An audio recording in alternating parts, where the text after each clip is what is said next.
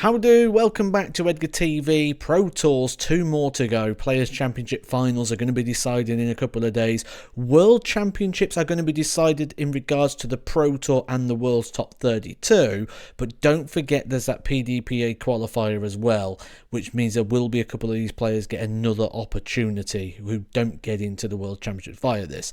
So no one's going to be lost the tour card yet, although it will be very likely they could lose it, but they can still get into the World Championships. It can change everything. So nothing's going to be decided at the end of the next 2 days, other than that Players' Championship final and those Pro Tour and World Championship qualifiers in terms of positions. So let's take a look through the first round, see the action, see what's been going on, and pick out those key stories. I mean, first of all, the number 1 seed, Dave Chisnell, going out to Ryan Meikle. Ryan Meikle was probably worried about this draw when he first saw it, because actually playing the number 1 seed on a day when you really need to go far in the tournament and guarantee that World Championship position, guarantee that chance to try and keep hold of the tour card.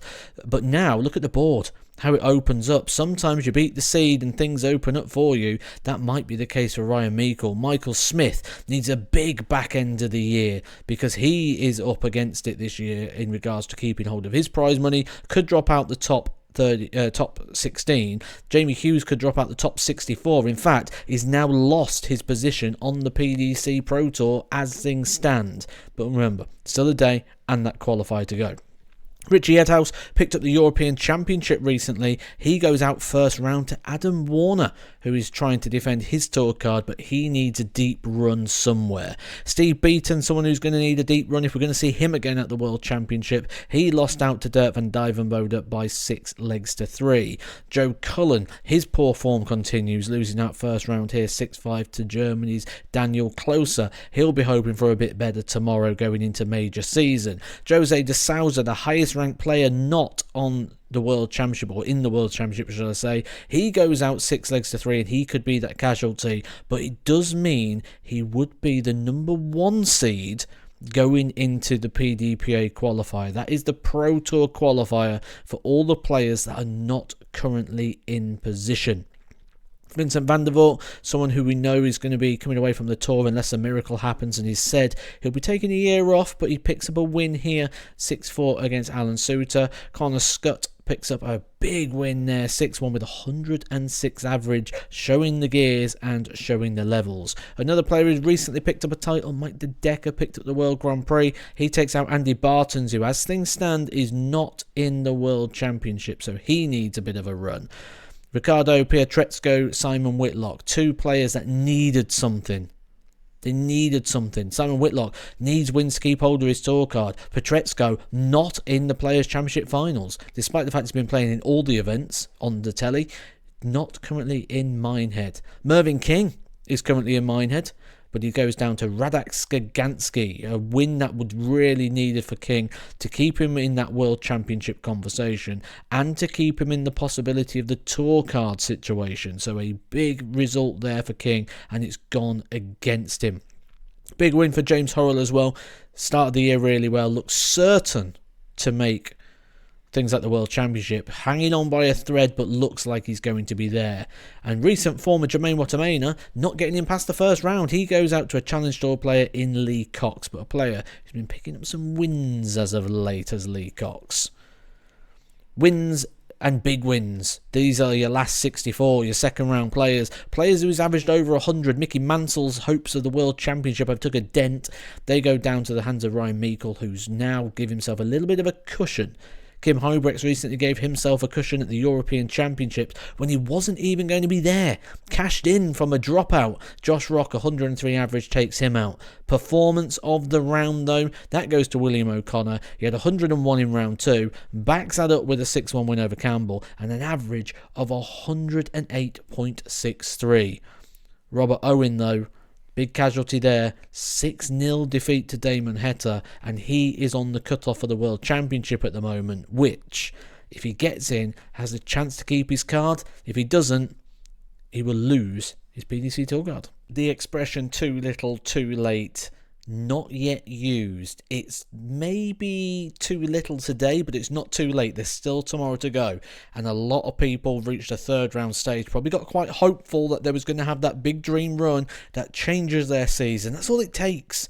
That's what people play for. That's what the ambition is, to have that day, to have that run that changes everything. It nearly happened for a few people today. We take a look down this side here. The players that have lost. William Borland reaching the last 32, the board final. He loses out to recent Grand Prix champion Mike Edgar. Another thing to take note of, all the 100+ averages down the winner's side. Some real strong performances. James Hurrell's gone out by 6 legs to 3, but he looks like he's okay at the moment. He's in by about 4 places, but only by about £1,000. So lots still of worries, shall we say, for James Hurrell. Kritschmar and Hempel, they also outside of position. However, we've also got to draw our attention to Chris Landman. Chris Landman, outside of position, averages the double ice cream, the 99.99.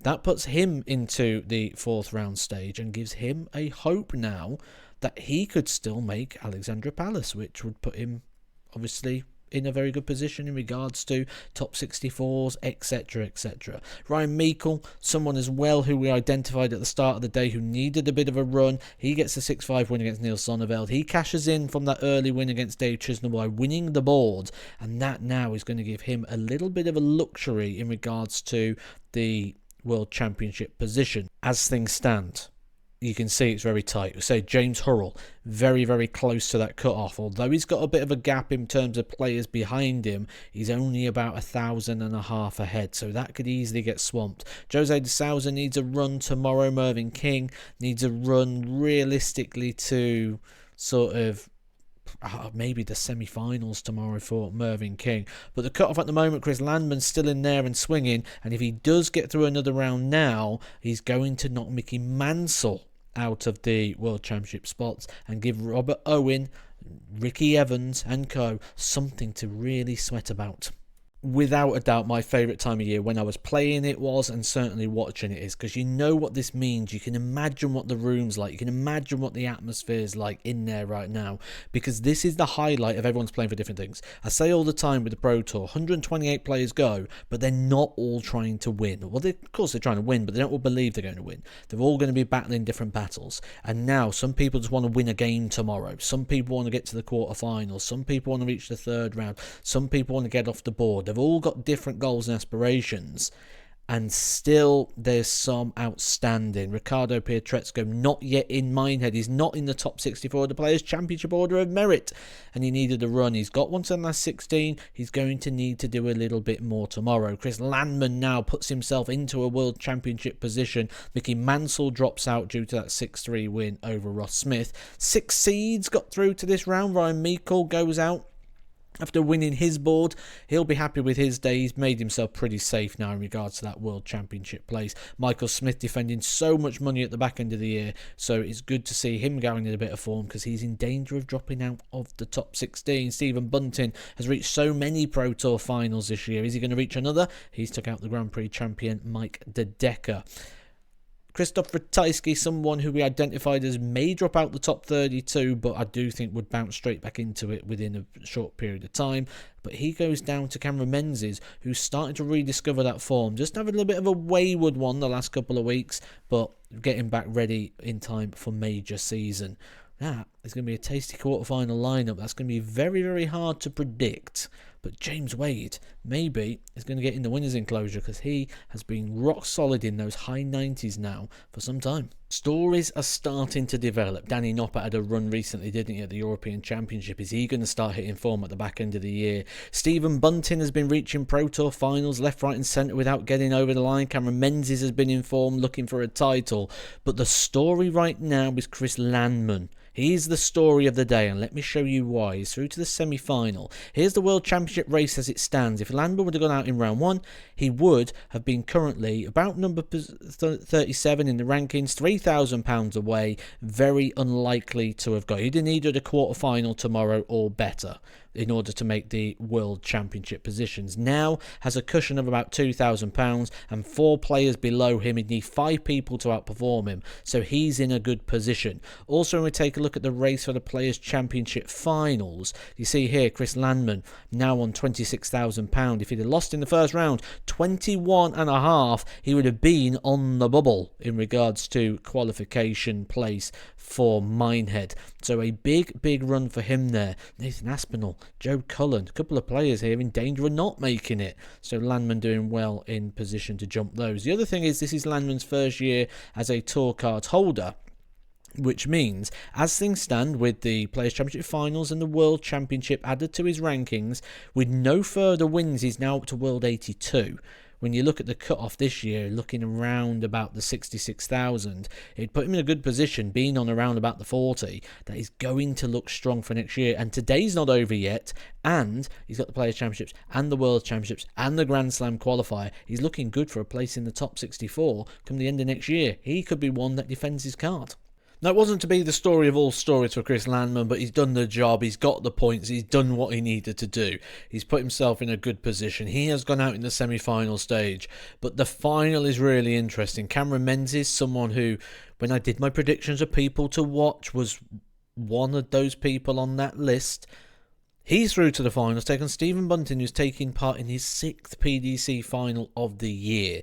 Now, with this in mind, you'd think maybe it's going to be time Bunting gets over the line and picks up the title. But it wasn't to be again. Cameron Menzies picking up the title, Stephen Bunting 94, probably the lowest performance he's put in one of these finals, but Cameron Menzies gets his first PDC title on the board. Now, this is significant. Cameron Menzies now up to world number 40 in the world, but also looks very good in regards to getting into a world match play place for next year. In fact, he's probably certain to be in the world match play place for next year. So it almost looks certain that by this time next year, we're going to be talking about Cameron Menzies being in the world's top 32. It almost looks inevitable rather than will it happen. It's just when does Cameron Menzies get himself inside the world's top 32. Good things for Stephen Bunting is the fact that he's showing some really good form here at the back end of the year, and if he can take that into those TV events, could end up playing himself into a good position, because he's not defending a lot of money at the back end of the year, and this will help him with that defending. Stephen Bunting is one of 3 players who aren't defending much, who could legitimately make the world's top 4 at the back end of the year if they have a good season. We've mentioned them before: Damon Heta, Dave Chisnell and Stephen Bunting. Now, if they do have a good back end of the year, get that top 4, there's Premier League possibilities as well. I'm not going to go into all the permutations today in regards to the Players' Championship, World Championship and Tour Card positions. That one we will go into tomorrow, because tomorrow is semi-decision day. If you're not in by the end of tomorrow, and I said at the start of this, too little, too late, last chance saloon. Let's pick them all out tomorrow. Catch me tomorrow, guys, and make sure you subscribe for some more Edgar TV.